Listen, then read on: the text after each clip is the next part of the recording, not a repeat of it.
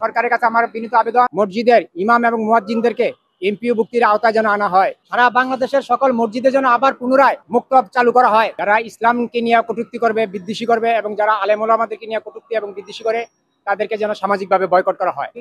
আচ্ছা, আপনি এখানে কিসের জন্য দাঁড়াইছেন, কি আপনার কি উদ্দেশ্য? আমি এখানে দাঁড়িয়েছি বাংলাদেশের সমস্ত তৌহিদি মুসলিম জনতার কাছে একটা উদাত্ত আহ্বান, যারা ইসলামকে নিয়ে কটূক্তি করবে, বিদ্বেষী করবে এবং যারা আলেম ওলামাদেরকে নিয়ে কটূক্তি এবং বিদ্বেষী করে তাদেরকে যেন সামাজিকভাবে বয়কট করা হয়। আমাদের কোনো সামাজিক অনুষ্ঠানে তাদেরকে আমন্ত্রণ করব না এবং তাদের কোনো সামাজিক অনুষ্ঠানে আমরা যাব না। এভাবে তাদেরকে সামাজিকভাবে বয়কট করতে হবে।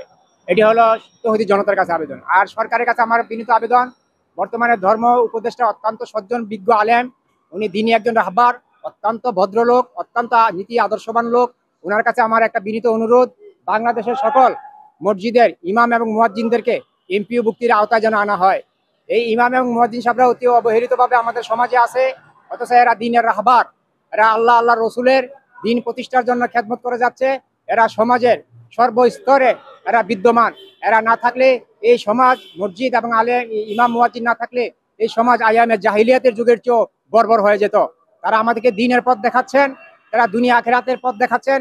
তাই আমি বলবো তাদেরকে যেন যথাযথ রাষ্ট্রীয় সম্মান দেওয়া হয়, তাদেরকে এমপি ভুক্তির আওতায় এনে রাষ্ট্রীয় কোষাগার থেকে তাদের যেন বেতন বোনাস ভাতার ব্যবস্থা করা হয়।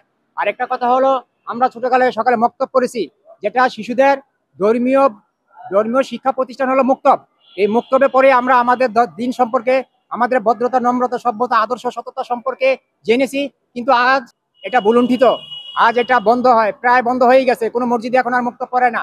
তাই আমি ইসলামী ফাউন্ডেশনের প্রতি অনুরোধ করব, ধর্ম উপদেষ্টার প্রতি অনুরোধ করব, সরকারের প্রতি অনুরোধ করব, আপনারা একটা জাতীয় প্রজ্ঞাপন জারি করেন, সারা বাংলাদেশের সকল মসজিদে যেন আবার পুনরায় সেই সকালে শিশুদের ধর্মীয় শিক্ষার প্রতিষ্ঠান মুক্তব চালু করা হয়। তাহলে এই প্রজন্ম, আগামী প্রজন্ম ধর্মীয় শিক্ষা শিক্ষিত হবে এবং সমাজ থেকে সমস্ত অনাচার, অত্যাচার, অবিচার, জুলুম, নির্যাতন, অসৎ কাজ, চরিত্র এগুলি সংশোধন হবে।